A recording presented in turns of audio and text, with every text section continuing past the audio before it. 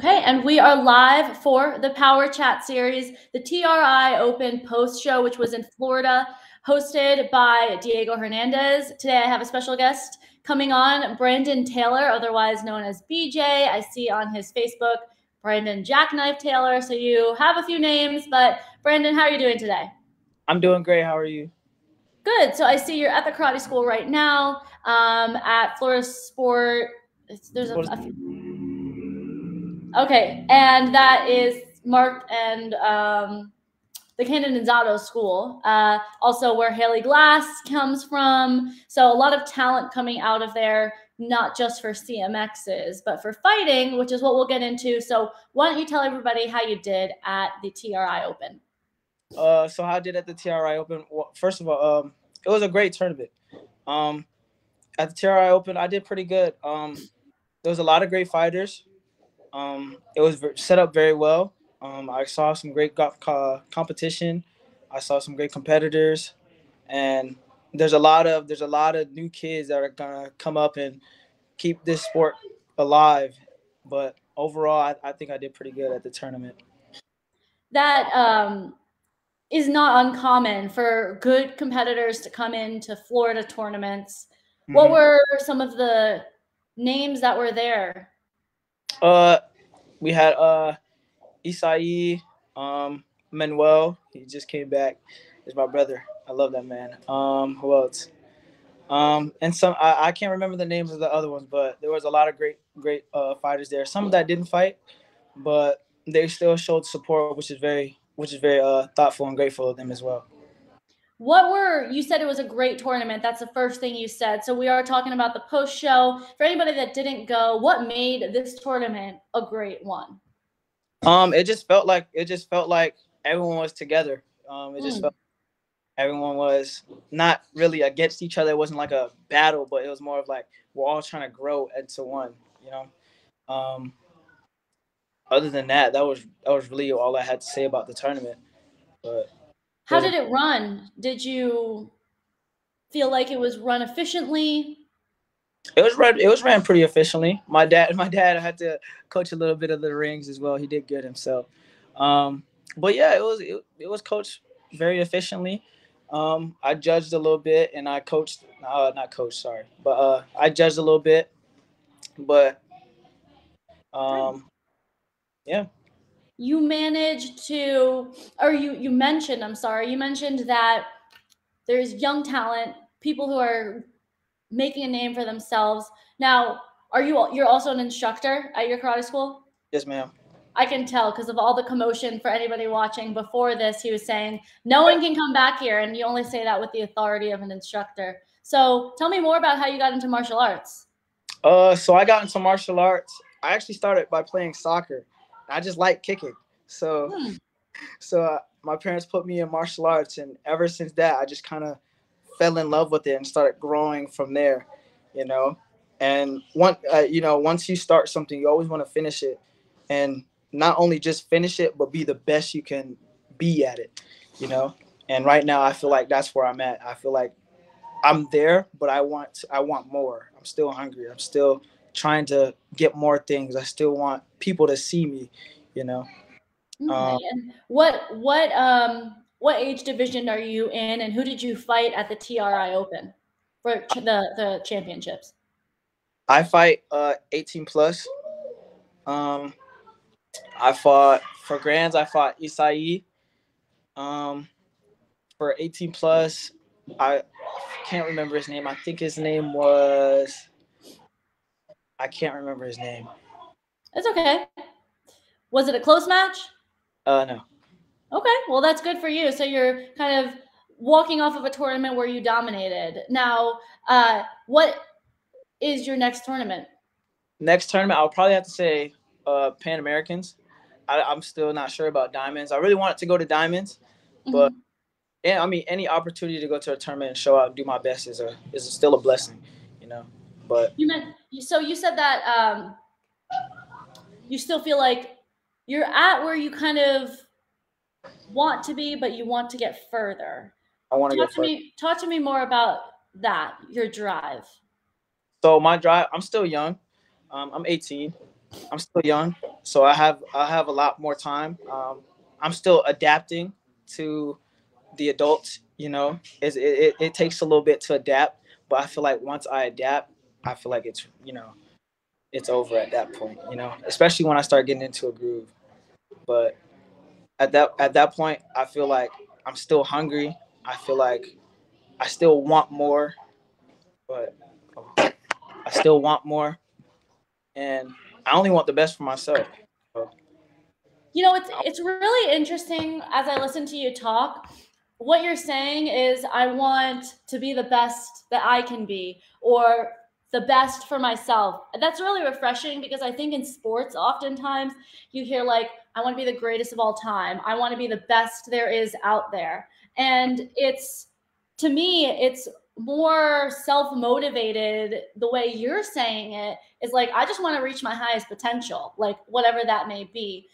Where does that mentality come from when you compare it to other guys who are like, I want to be the best fighter in the world, and they're placing their value in comparison to other people? well, growing up, I always I had a favorite NBA player, Kobe Bryant. So I kind of go from him. Um, but I don't kind of want to compare myself to others. I want to do they I say other people can do the best they can do. I'm not somebody else, so I can't do what they do, but I can only try to be better than them. I can only try to be, you know, do more than them at that point. So I want to be the best that I can be. So that's the point where I try to take in. Okay. All right. So now, what does your training look like? My training consists of so I train with Hakeem Walker. We train Mondays, Wednesdays, Fridays. Sometimes I train with the kids as well, so it's kind of on training with the big guys, Connor and Mr. Adrian White, and just almost almost every day. But still you still can use some breaks every now and then some trainings on Saturdays and Sundays. Alex Reyes commented triple threat. What does he mean by triple threat?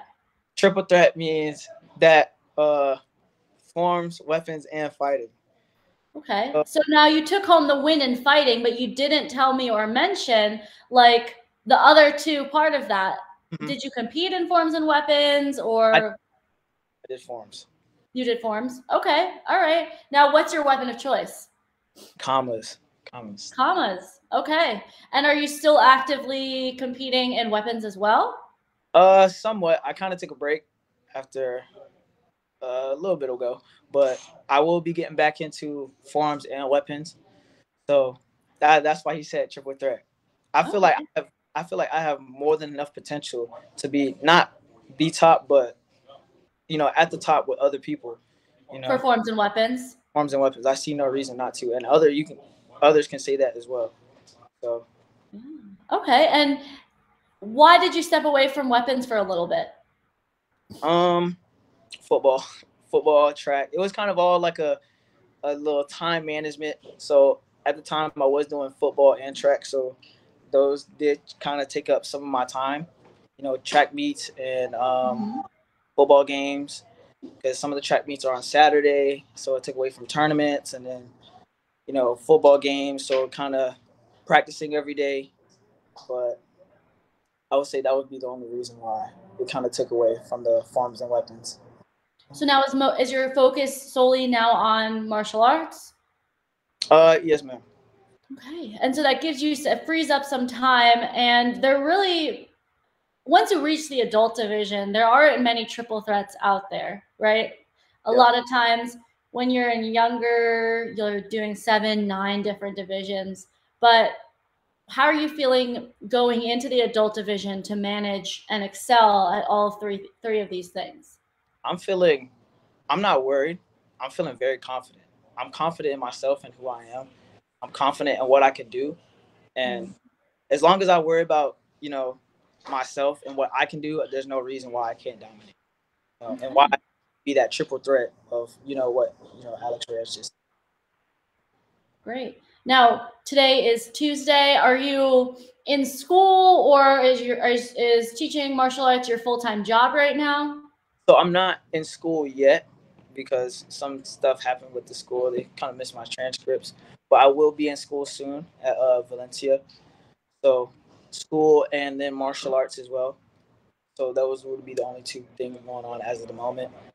But other than that, I'm just here. Well, it seems like you're pretty much prepared after balancing high school sports, martial arts competition training, and then you're going to go into college. It's kind of the same caliber, just a different setting. What do you plan on studying in school? I want to do kinesiology. So I plan on doing Valencia for 2 years and then transferring over to UCF. So still kind of staying close to home, still cheap.